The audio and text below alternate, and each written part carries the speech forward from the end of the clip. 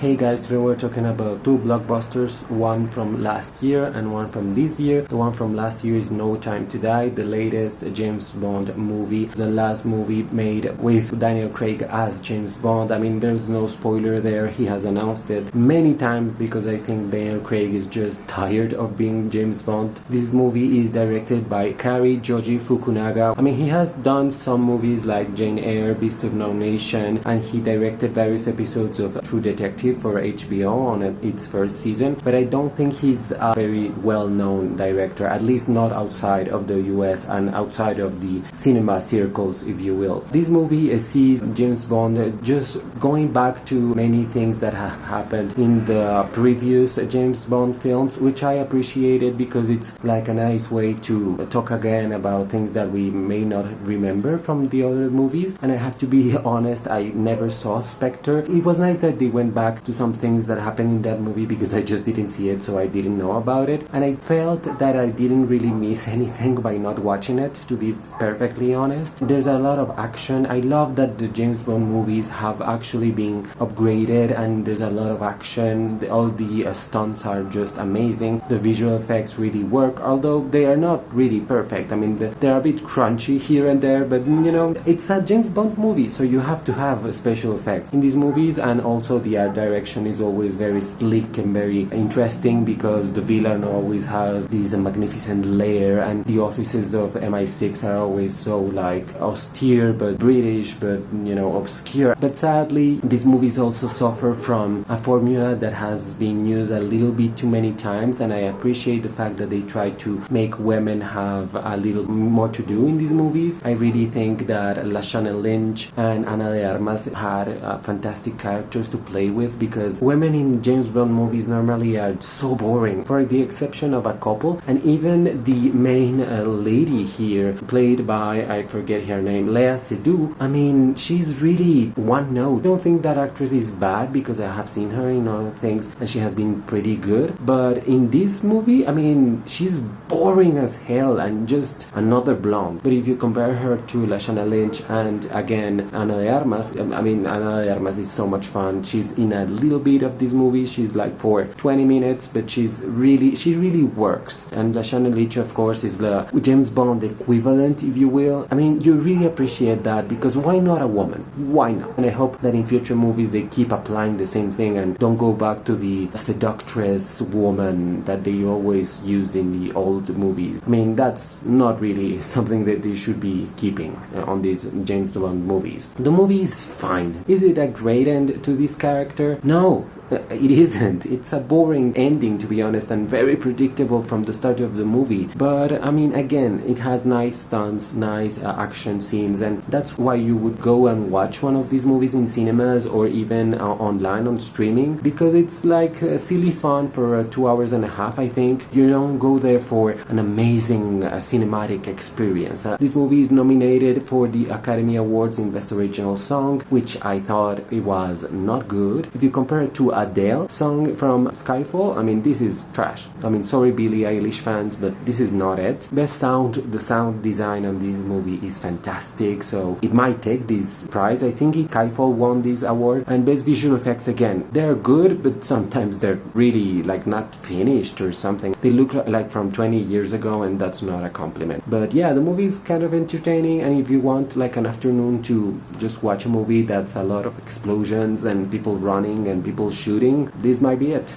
And the next one is a movie that was released just a couple weeks ago, and that's The Batman. I have to confess that I wasn't really going to see this movie at first. I was like, I'll wait for the 45 days until it gets to HBO Max. I was watching videos about Batman, and I just realized that I really loved the character, and I said, you know what? Why not? Let's go to the movies. And it was an amazing experience. My movie theater was packed. So it was really nice to see this movie with a lot of people and feeling how people felt about every character, every scene. That's so amazing. I mean, the movie experience is kind of back now, so I really appreciated watching this movie with so many people. This movie starts Robert Pattinson as Batman, and Zoe Kravitz, Lenny Kravitz's daughter, as Catwoman, and Paul Dano as the Riddler. And that's very interesting because the Riddler is this presence all over the movie, but there are other villains that you have to look out for. Like Colin Farrell as the Penguin is just amazing. He is insane as an actor, and he's gorgeous, and he is terrifying, and he's hilarious in this movie. How is it that Colin Farrell hasn't won an Academy Award? He has to win one at some point because he's a fantastic actor. He's incredible. Not only the transformation, which is already like shocking, but his performances are always on point. He always nails it, and recently more than any other time in his career. I hope he gets noticed by the awards season or whatever at some point, not only for this performance but in general, because he's an amazing actor. I'm just going to say that. As far as Robert Pattinson goes, he's a fine Batman. I don't hate it, I don't love it. I think he's just fine, and he's the right Batman for this time because he reflects a lot of things that people are feeling and young people are feeling at the moment, and you know, they kind of try to spin it up a little bit in order to make it into the modern times. I mean, this is not a period piece or anything. I really didn't want it to see Batman's parents killed again, and we technically didn't, but they did use that as a plot point, a plot device, and I hated it.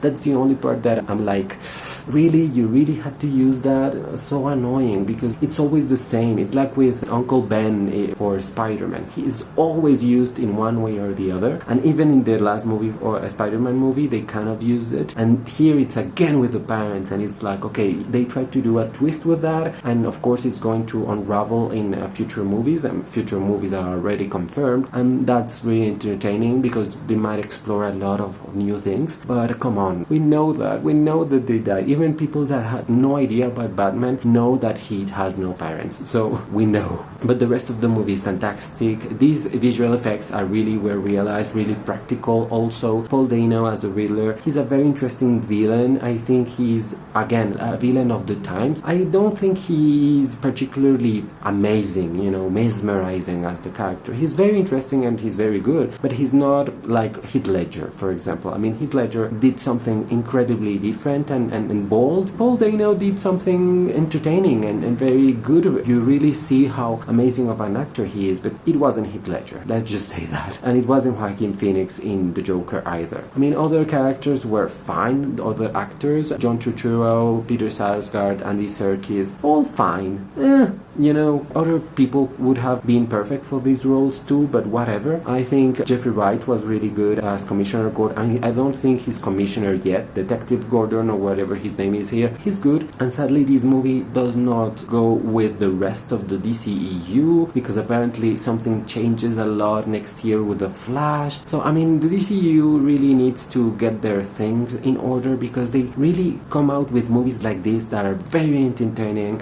I mean, this movie is all about detective work, and you're working with the Batman in the movie, and that's why they nailed it, and they nailed all the locations and the feeling of the city. They really nailed that, and that's really amazing because we hadn't been in that kind of Gotham in a while, and that's amazing. However, the other DC movies are just doing so many different things, and it's like, okay, just try to do one and really do it well, but they do these crappy movies, to be honest, very crappy movies, and they do fantastic movies. So it's like, what are you doing? So that's a bit frustrating. Really happy this movie is going to get a sequel because that means it's going to go further, and we're going to explore more of Gotham, more of these characters, and that's going to be a lot of fun. But yeah, DC, Warner Brothers, Discovery, whatever your name is now, get it together because you cannot keep making crap movies. Like, drop that. For example, Black Adam, that doesn't look good at all. That looks like CW the movie. So I'm not interested, but I'm interested in this. More of this, please. And with TV shows on HBO Max, that's going to be really amazing. I really love this movie, and in the next year Oscars, I do think it has a shot at best cinematography for sure. I mean, this movie is amazing in that aspect. At least it has great art direction, it has great costume design even. It's fantastic. So if you haven't seen it, go and watch it because it's the box office hit of the season, and it will be doing great all of March, all of April, until